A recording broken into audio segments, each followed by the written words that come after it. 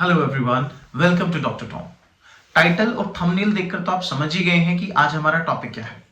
आज के इस टॉपिक में हम बात करेंगे स्ट्रेस की, और स्ट्रेस किस तरह से आपकी बॉडी को अफेक्ट करता है और स्ट्रेस को किस तरह से मैनेज किया जाए। देखिए, हम अपनी डे टू डे लाइफ में स्ट्रेस तो हम सभी एक्सपीरियंस करते हैं। अब चाहे आप एक स्टूडेंट लाइफ जी रहे हैं, चाहे आप कोई प्रोफेशनल लाइफ जी रहे हैं, आपको स्ट्रेस होना बड़ा स्वाभाविक है। घर में भी हमें स्ट्रेस हो जाता है कई बार। घर की मल्टीपल प्रॉब्लम्स होती हैं। कुछ लोगों को फाइनेंशियल इशू हो सकता है, स्टूडेंट्स को अपने प्रोजेक्ट का इशू हो सकता है, एग्जाम्स का इशू हो सकता है, टीचर्स को पेपर का इशू हो सकता है, फीडबैक का इशू हो सकता है, किसी बिजनेस में फाइनेंशियल लॉस का इशू हो सकता है। बहुत सारे इश्यूज हो सकते हैं जो हमें स्ट्रेस दे सकते हैं। सबसे पहला क्वेश्चन यहाँ ये अराइज होता है कि स्ट्रेस को डिफाइन कैसे किया जाए, स्ट्रेस आखिर है क्या। देखिए, स्ट्रेस हमारी बॉडी का एक नेचुरल रिस्पॉन्स होता है जो किसी टफ सिचुएशन के लिए अराइज होता है ना। बॉडी का एक नेचुरल रिस्पॉन्स है। जब हम किसी टफ सिचुएशन में होते हैं तब ये हमारी बॉडी एक ऐसा रिस्पॉन्स देती है जिससे हम इस स्ट्रेस से बाहर आ सके। तो क्या है ये नेचुरल रिस्पॉन्स, उसके बारे में बात करते हैं। तो मैं क्योंकि बायोलॉजी का टीचर हूं तो मैं आपको बायोलॉजी के एस्पेक्ट को लेकर के इसको समझाऊंगा। देखिए, जब हम स्ट्रेस लेते हैं, अब मैं आपको अलग अलग स्ट्रेस को क्लासिफाई भी करूंगा कि किस तरह से हो सकता है। तो हमारा ब्रेन हमारी बॉडी को कुछ ऐसे सिग्नल देता है जिसके रिजल्ट में बॉडी कुछ केमिकल्स प्रोड्यूस करती है। केमिकल्स जैसे कि कॉर्टिसोल, कॉर्टिसोन, एड्रेनलिन, जिसे एपिनेफ्रिन भी कहा जाता है, आई एम श्योर आपने सुना होगा ये नाम, ये norepinephrine.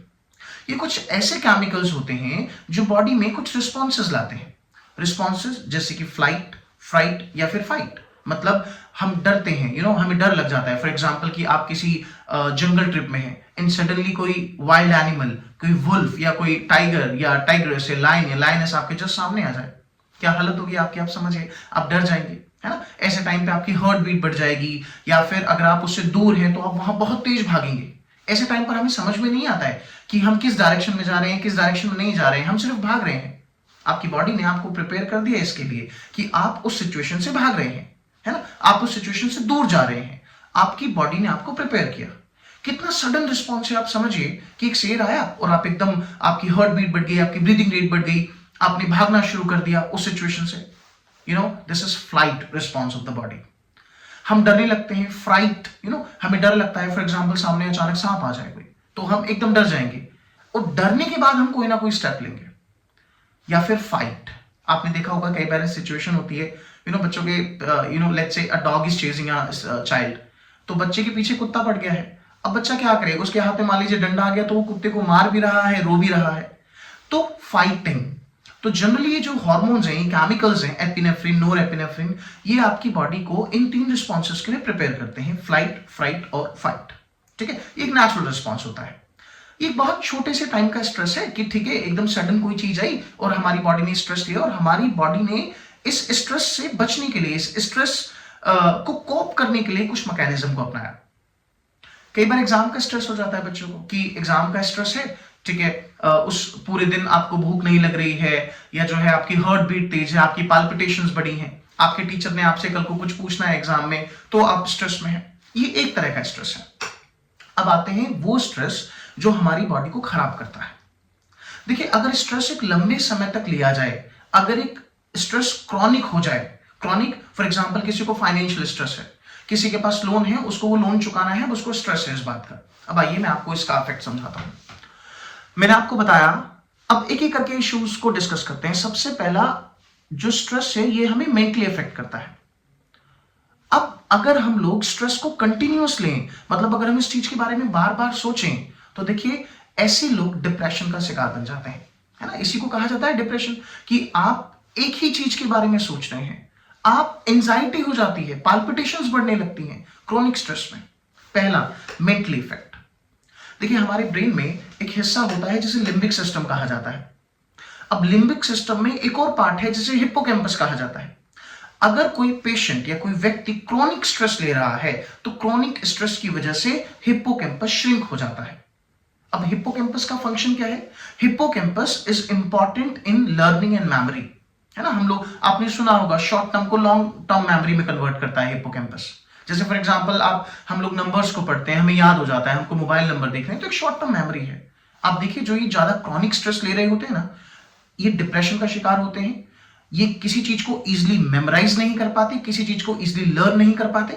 Plus hippocampus limbic system के दूसरे हिस्सों के साथ मिलकर हमारे इमोशंस को कंट्रोल करता है, हमारे सेक्सुअल बिहेवियर को कंट्रोल करता है, एंड इन बाकी इमोशंस को कंट्रोल करता है ओवरऑल।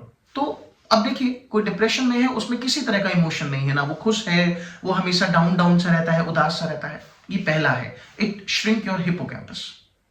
दूसरा, प्रोलॉन्ग स्ट्रेस। मैंने आपको बताया स्ट्रेस लेने से कुछ जो स्ट्रेस हार्मोन्स हैं वो बॉडी में रिलीज होते हैं, एपिनेफ्रिन, नोरेपिनेफ्रिन, कॉर्टिसोन। ये आपकी बॉडी में हार्ट रेट बढ़ाते हैं, ये आपकी ब्लड वेजल्स को कॉन्स्ट्रिक्ट करते हैं, तो आपका ब्लड प्रेशर बढ़ाते हैं। For a short duration of a time it is good, but अगर यही ब्लड प्रेशर, ये आपकी आर्टरीज अगर कॉन्स्ट्रिक्ट रहती हैं लंबे टाइम तक के लिए, तो ये आपको एक लॉन्ग टर्म हार्ट पेशेंट बना सकते हैं।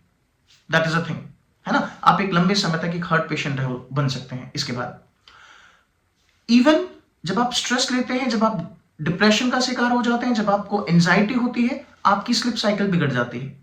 आप स्ट्रेस ले रहे हैं, आप सो नहीं पा रहे। अब दोबारा सुनिए, आप स्ट्रेस ले रहे हैं, आप सो नहीं पा रहे, और क्योंकि आप सो नहीं पा रहे आपका स्ट्रेस बढ़ गया। सो ये एक दूसरे को कॉम्प्लीमेंट कर रहे हैं। आप सोएंगे नहीं, आप इंसोमिया के शिकार हो जाएंगे, आपको नींद नहीं आएगी, स्ट्रेस बढ़ेगा। And lack of sleep causes many more disorders. ये और भी बहुत सारे डिसऑर्डर्स करते हैं। स्ट्रेस लेने से आपकी जो मसल्स हैं उनमें टेंस आता है, मतलब वो खिंचती हैं। अब अगर आप एक क्रॉनिक ऐसे पेशेंट है जो लंबे समय से स्ट्रेस ले रहे हैं या लंबे समय तक स्ट्रेस लेते हैं, तो देखिए आपके शरीर में ये कुछ प्रॉब्लम्स हैं कॉमन। जैसे आपके शरीर में दर्द रहने लगेगा, आपकी गर्दन में दर्द रहेगा, आपकी कमर में दर्द रहेगा, आप ज्यादा देर बैठ नहीं सकते, आप ज्यादा देर खड़े नहीं हो सकते। ये प्रॉब्लम्स, और भी बहुत सी प्रॉब्लम्स हैं। और अगर लॉन्ग टर्म कॉम्प्लिकेशंस की बात करूं तो diabetes, you'll become a patient of a heart problems, CVS problems, cardiovascular problems, heart attack के चांसेस बढ़ जाते हैं, स्ट्रोक के चांसेस बढ़ जाते हैं, mental issues, insomnia, depression, anxiety, ये सारे इश्यूज हैं स्ट्रेस लेने की वजह से।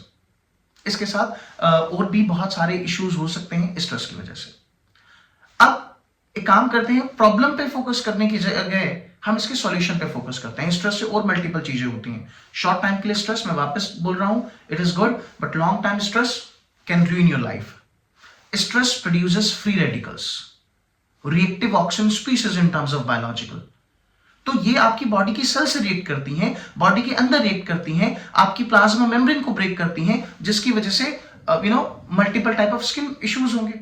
एजिंग को प्रमोट करता है stress, it causes progeria. Progeria means early ageing, आपकी जल्दी बुढ़ापा आ जाएगा अगर आप स्ट्रेस ले रहे हैं तो। इंपॉर्टेंट है। आइए इसके मैनेजमेंट की बात की जाए।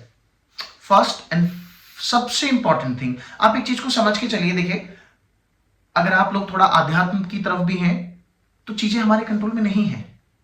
हम एक हद तक चीजों को कर सकते हैं, होना या ना होना मल्टीपल फैक्टर्स पे डिपेंड करता है। तो अननेसेसरी का सोचना, over thinking is dangerous. Avoid overthinking, first thing.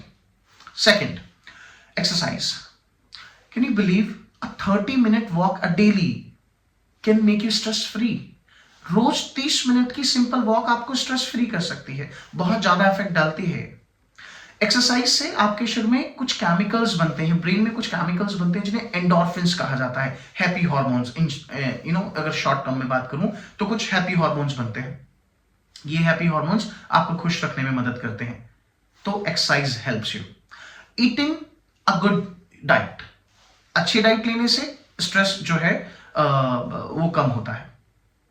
Plus yoga, meditation. Trust me, अब मैं आपको ऐसे तो खैर कैसे बताऊं, बट आप विश्वास कीजिए कि yoga is one of the amazing practice everyone should follow. दूसरी इंपॉर्टेंट बात, इंडियन है ओरिजिन में। The entire world is, following India in terms of yoga. So, yoga, आप मेडिटेशन करें, आप योगा करें, आप स्ट्रेस फ्री हो जाएंगे। मैं आपको एक और प्रॉब्लम बताऊं, excessive sugary diet causes stress.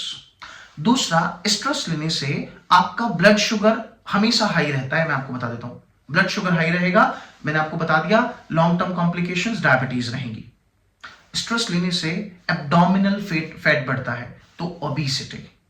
ठीक है, तो ये मैनेजमेंट है। Most important exercise, most important, आप ऐसे लोगों से बात करें जिनसे बात करके आपको अच्छा लगता है, बी टॉकेटिव, बी फ्रेंकली। अच्छा, इसके अलावा क्या किया जा सकता है?